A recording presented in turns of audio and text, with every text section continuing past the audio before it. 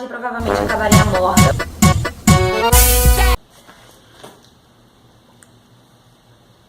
Ah, não dá sem barulho, gente. Um Fala Meu Povo não é um Fala Meu Povo sem som, não é mesmo? Então, Fala Meu Povo! Hoje a gente vai falar de um filme que, se eu fosse personagem, provavelmente acabaria morta, porque eu estou falando de um lugar silencioso, onde todos os personagens tinham que fazer silêncio total para não serem mortos por alienígenas. É isso mesmo. O filme foi dirigido por John Krasinski. Esse filme me despertou curiosidade porque 10 em cada 10 amigos meus que gostam de cinema me falaram que o filme era bom. Eu falei, opa, tenho que assistir então. E eu fui assistir e não me arrependi não, viu, gente? O filme é realmente bom. A história do filme se passa num contexto pós-apocalíptico. E a família é composta pelo próprio John como pai, a sua esposa na vida real faz a sua esposa no filme, Emily Blunt, e mais 3 filhos. O filme começa no dia 89 e a gente consegue entender que eles precisam ficar em silêncio porque a história começa com eles numa farmácia procurando remédios, mas fazendo nenhum ruído, assim. Todo mundo tá andando de meia ou descalço, tentando fazer o mínimo de barulho possível. E logo, acho que nos primeiros 15 minutos do filme, a gente já entende que existem esses alienígenas. E os alienígenas são cegos, mas atacam qualquer coisa que tenha som muito alto ou que incomode eles, né? Então, por isso, essa necessidade de não fazer barulho. Então, dentro desse contexto, a gente tem a história dessa família. O filme é um filme de terror, um filme de terror de monstro, né? Mas ele também é um filme de suspense e ele também é um drama familiar, o que torna mais rico, que torna mais interessante esse longa. Por que eu digo que é um filme de terror? Porque tem essa história do monstro, do alienígena, tem essa atenção constante de não poder fazer barulho, que inclusive é uma atenção que ultrapassa a tela do cinema, a tela da televisão ou a tela de onde você estiver assistindo o filme e vai pro espectador. Tanto que muitas vezes eu assistindo o filme eu me pegava com a mão assim, como se eu estivesse ali dentro do filme, tamanha atenção que passa. Então, e tem aquela coisa do suspense, de que acontece uma coisa que você já fala, vai dar ruim isso aí, e você fica na expectativa de quando que vai dar ruim, é uma porta que abre, é um negócio que aparece. Então tem essa coisa do suspense.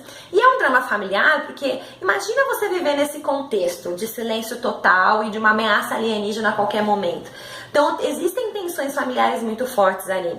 E eles, pelo que a gente percebe no filme, eles não interagem com outras pessoas numa comunidade. Eles vivem isoladamente numa plantação de milho, numa casa legal e tal, mas eles estão bem isolados. Então eles mudam todo aquele ambiente para que não faça ruído. Então eles planejam, a esposa tá grávida, eles planejam um quartinho de bebê anti-ruído. Existem marcas no chão de madeira para eles pisarem em lugares em que a madeira não faz ruído. Eles colocam areia no caminho que eles geralmente percorrem na floresta para que faça também o mínimo de barulho possível. Então tem essas mudanças na rotina.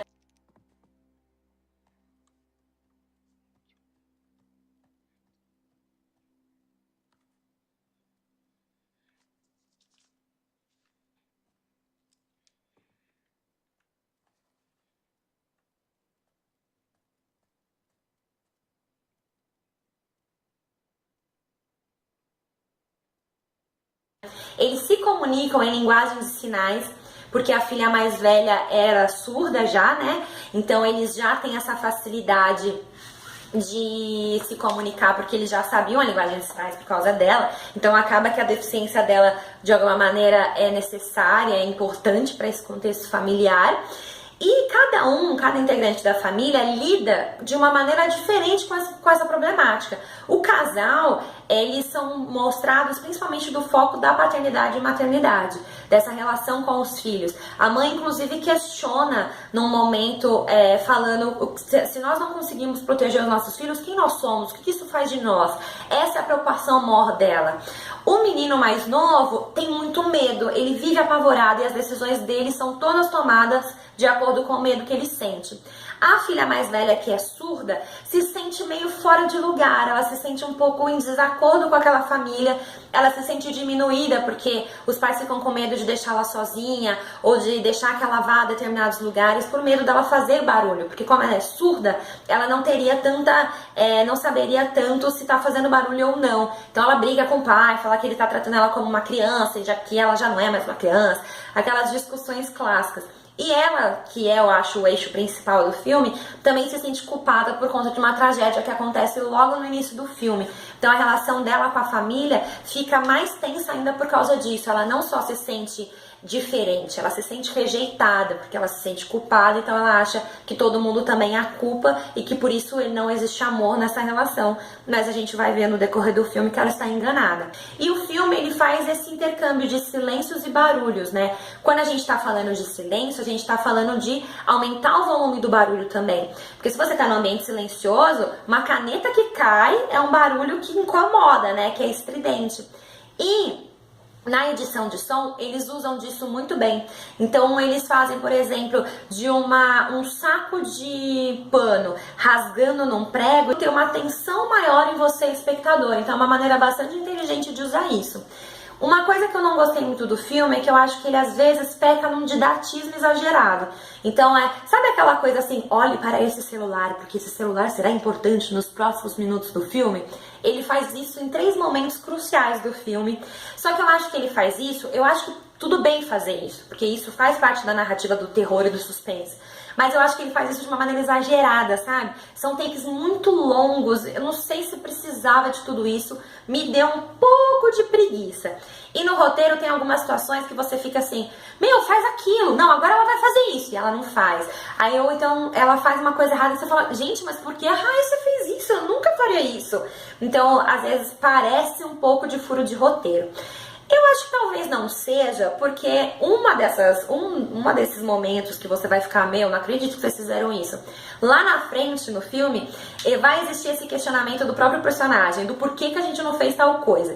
E depois eu pensando, eu me coloquei um pouco no lugar da personagem, e eu pensei assim, a gente na vida, a gente sempre quando olha pra alguma coisa que o outro fez de errado, a gente fala, nossa, eu nunca faria isso. E às vezes quando a gente tá na situação, a gente vai lá e faz. Porque é muito mais fácil a gente julgar a atitude do outro, porque não é a gente, né? A gente não tá vivendo a situação, não tá vivendo aquela tensão.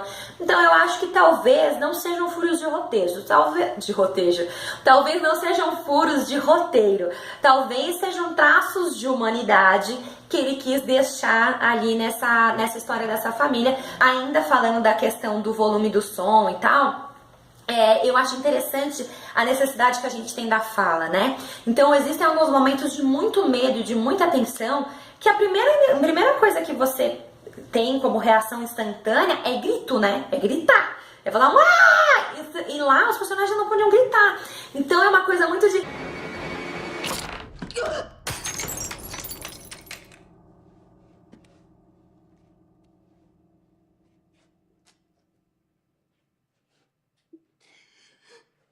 aquele grito que tá aqui na goela, mas não vai. É isso que representa no filme. E eu acho que isso faz um contraponto com alguns momentos de ternura e de carinho e de alegria, por que não, que essa família passa. Tem também um momento que eu acho muito bonito no filme, que é o momento quando a mãe vai ver o esposo dela, a mulher vai ver o marido dela trabalhar. E ela tá com fone de ouvido ouvindo música, e aí ela coloca o fone de ouvido no ouvido dele e eles começam a dançar. E aquele é um momento só deles. E é um momento muito bonito, de muito carinho, de muito amor.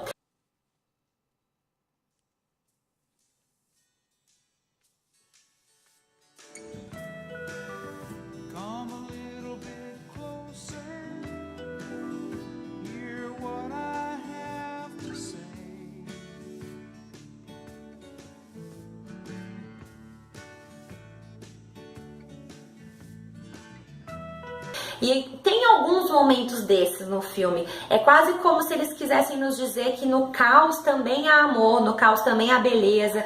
É possível ter alguma felicidade no caos, né? E além disso, também é um recurso de narrativa para que a gente, como espectador, descanse, né? Porque você fica ali na tensão o tempo todo, aí você dá uma aliviada, aí você começa a tensão de novo o tempo todo. Então eu acho que isso é uma nuance que facilita e acho que ajuda bastante o roteiro. Uma coisa que eu queria falar sobre a atriz que faz a filha surda deles é que ela é surda.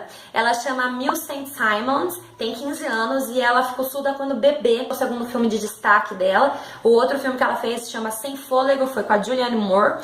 E ela tem aí ganhado força como um nome desse elenco jovem de Hollywood, né? E ela faz um trabalho muito bom no filme.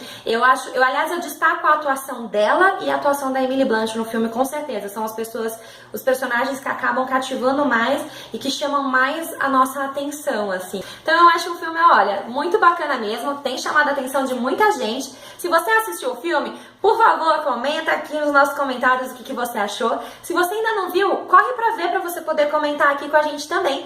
E se você quer ver algum outro filme aqui no nosso canal comentado, também comente. Então você tem um monte de coisa pra comentar, não tem desculpa pra não falar comigo, hein? E claro, dá like no vídeo, se inscreve no canal, ativa o sininho e compartilha com todo mundo. Bom, é isso. Até a próxima.